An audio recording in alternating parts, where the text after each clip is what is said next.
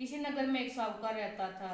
अब एक बार जब बर्तन पकाने के लिए आवा लगाया तो आवा में बर्तन नहीं पके। कुमार ने राजा से इसकी फरियाद की। राजा ने पंडित को बुलाकर कारण पूछा। पंडित जी ने कहा, हर बार आवा लगाते समय बच्चे की बलि देने में आवा पक जाया करेगा। राजा की आदेश निकल गया। बलि आरंभ हो गई। एक बार संकट के दिन एक बुढ़िया ने एक मात्र बालक की बारी आई। बुढ़िया ने लड़के को संकट की सुपारी तथा दूब का बीड़ा देकर कहा, भगवान का नाम ले और आवा में बैठ जाना, संकट माता तुम्हारी रक्षा करेगी। बालक भगवान का नाम लेकर आवा में बैठ गया। बुढ़िया माता संकट माता की सामने बैठकर पूजा करने लगी। इससे आवा पकने में कई दिन लग जाते थे, परंतु अब की बार एक ही में ही आवा पक गया। बुढ़िया का बेटा ही आवे में से सुरक्षित निकल आया।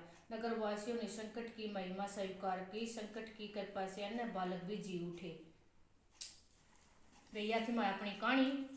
इव अपना सूरज ना पानी दो और अपना चा पानी पियो।